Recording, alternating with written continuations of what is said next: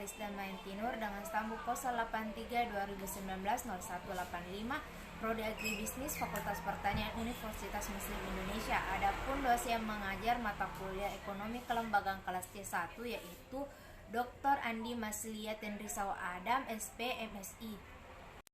Langsung saja saya akan menjelaskan tentang sejarah ekonomi kelembagaan. Ekonomi kelembagaan muncul dari adanya kritika yang ditujukan pada asumsi klasik dan neoklasik.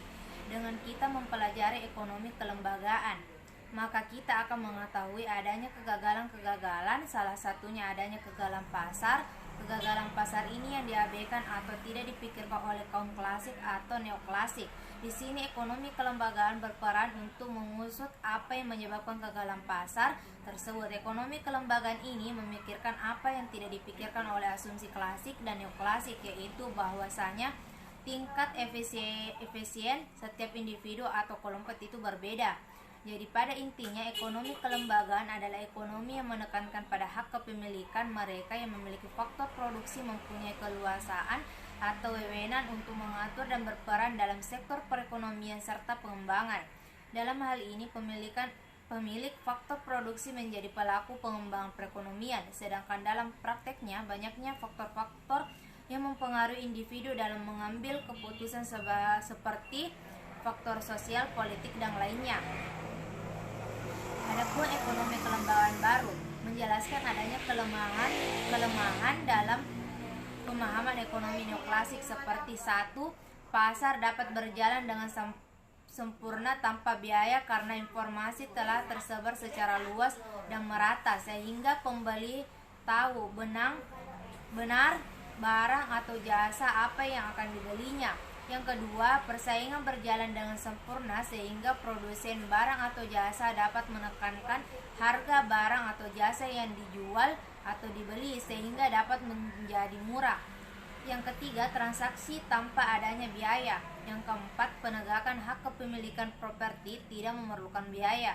Yang kelima, mekanisme pasar mampu menyelesaikan masalah-masalah seperti kasus eksternalitas, konflik kreukes, dan barang publik. Ekonomi kelembagaan baru juga memberikan perspektif yang berhubungan dengan masalah-masalah di atas seperti 1. Pasar membutuhkan biaya agar dapat berjalan karena adanya dasar informasi sifatnya asimetris. Yang kedua, persaingan tidak dapat berjalan sempurna karena bergantung pada ketersediaan informasi dan penguasaan sumber daya. Yang ketiga, adanya transaksi yang tidak memerlukan biaya bersifat cost atau zero cost. Yang keempat, penegakan hak kepemilikan properti membutuhkan biaya. Yang kelima, mekanisme pasar tidak mampu menyelesaikan kasus eksternalitas, konflik rekos, dan barang publik. Yang kedua, saya akan menjelaskan tentang pemikiran ekonomi yang sesuai dengan ide atau pendapat saya, yaitu sejarah pemikiran ekonomi kaum Pisokrat. Pemikiran para Pisokrat mengenai tata susunan masyarakat pada umumnya dan susunan ekonomi khusus berakar pada falsafah dasar dan haluan pandangan bahwa penataan diatur menurut kekuatan hukum alam.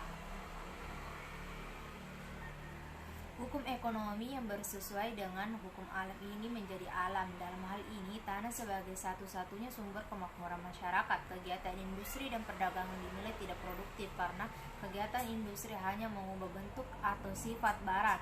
Kegiatan perdagangan pun dianggap tidak produktif. Hal ini karena ia melihat para pedagang hanya memindahkan barang dari suatu tempat ke tempat lain. Kaum petani yang paling produktif di antara keempat golongan masyarakat tersebut, Kuisna menganjurkan agar kebijakan-kebijakan yang diambil oleh pemerintah harus ditujukan terutama untuk meningkatkan taraf hidup para petani. Pemikiran ekonomi kaum Pisokrat yang menonjol dalam perkembangan ilmu ekonomi selain lingkaran arus ekonomi adalah teori nilai dan harga. Teori nilai dan harga yang terbagi menjadi 3, yaitu harga dasar barang-barang, harga penjualan, dan harga yang harus dibayar konsumen. Teori uang yang dikemukakannya adalah sebagai tabir uang money is fair dan perlunya pengenaan pajak untuk kepentingan ekonomi. Bertentangan dengan pandangan merkalitisme para pisokrasi yang diwakili Francois Penis tahun 1694 sampai 1700 1774 dan A.R.J. Turgot pada tahun 1727 sampai 1781 mengutamakan arti dan pentingnya sektor pertanian. Kegiatan pertanian bahkan dianggap sebagai salah satu sektor produktif yang menghasilkan suatu surplus produksi serta neto untuk masyarakat. Kaum Physiokrat mengembangkan teori harmoni yakni keselesaian antara kepentingan individu atau kepentingan umum masyarakat. Prinsip ekonomi yang dijadikan dasar teori ekonomi kaum Physiokrat di mana setiap individu berusaha memperoleh suatu hasil tertentu dengan pengorbanan secukupnya. Pendapatan hanya dapat bertambah bila mana subjek ekonomi menawarkan pada sesamanya barang yang lebih baik atau lebih murah, serta pemerintah tidak perlu campur tangan. Pemerintah hanya bertugas di dalam bidang justilisti, milisti, dan pengajaran dan pekerjaan umum. Hal ini merupakan reaksi atau campur tangan pemerintah yang jauh diajarkan oleh kaum Merkalitis.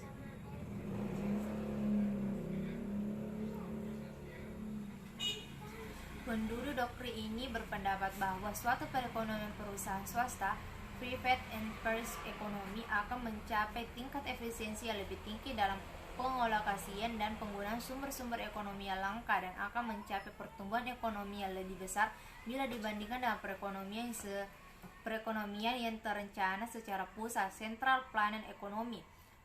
Pendapat ini didasarkan pada pemikiran bahwa kepemilikan pribadi atas sumber daya dan kebebasan penuh untuk menggunakan sumber daya tersebut akan menciptakan dorongan kuat untuk mengambil resiko dan bekerja. Ekonomi kelembagaan lama dan baru, yaitu munculnya aliran ekonomi kelembagaan, sesungguhnya merupakan kekecewaan terhadap aliran ekonomi sebelumnya yang tidak mampu mengatasi krisis ekonomi khususnya di negara berkembang. Dalam buku Economy in the Future tahun 1976 digambarkan dengan jelas alasan-alasan serta pendapat yang menginginkan adanya pertimbangan kelembagaan dalam memahami ekonomi suatu negara. Keyakinan ini diperkuat oleh tulisan Omeroy tahun 1994 dalam bukunya yang berjudul The Death of Economics. Omeroy menyatakan bahwa aliran neoklasik banyaknya memberikan pandangan yang menyasarankan masyarakat di berbagai negara karena bagaimana negara berkembang belum memiliki dukungan kelembagaan yang kuat, sehingga campur tangan negara dengan kebijakan fiskal dan moneternya tetap diperlukan agar perekonomian suatu negara dapat berkembang dengan kesejahteraan yang relatif merata.